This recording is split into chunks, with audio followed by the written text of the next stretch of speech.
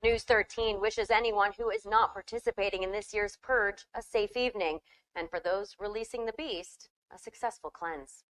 Good luck.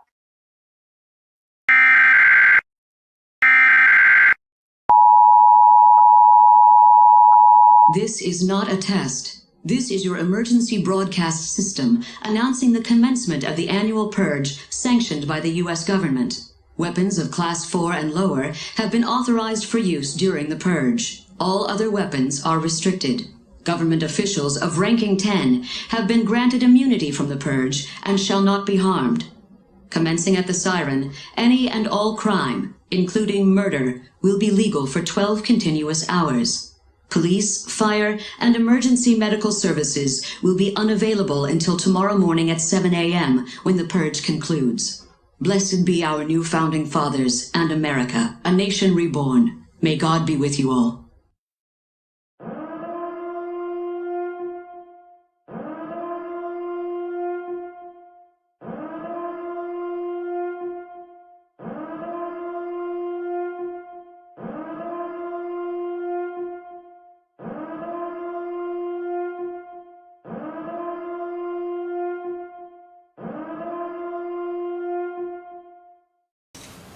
I can't even begin to tell you how dangerous this act is.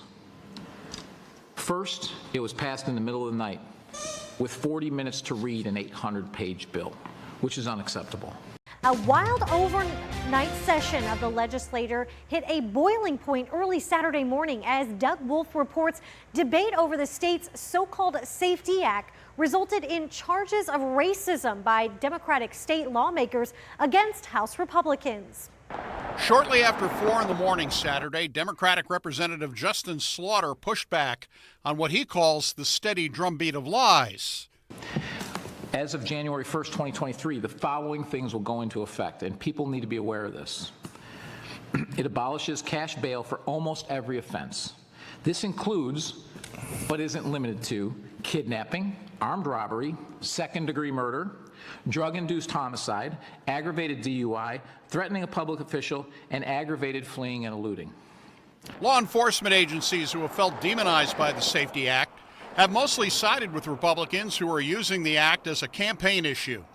Most of the provisions of the Safety Act don't take effect until next year, but police departments have seen officers retire, resign, or flee to other states. Serious, violent felons will be released after 48 hours after arrest. Offenders released on electronic monitoring have to be in violation for 48 hours before law enforcement can act. They could almost drive to Alaska before we can even look for them. It denies victims their constitutional rights. And keep this in mind, businesses and homeowners. Officers will no longer be able to remove trespassers from your residence or your businesses. Someone could decide to live in your shed, and all we can do is give them a ticket. You have to decide what level of force is required to remove them and whether or not it's legal. No cash bail provisions of the Safety Act begin next January 1st.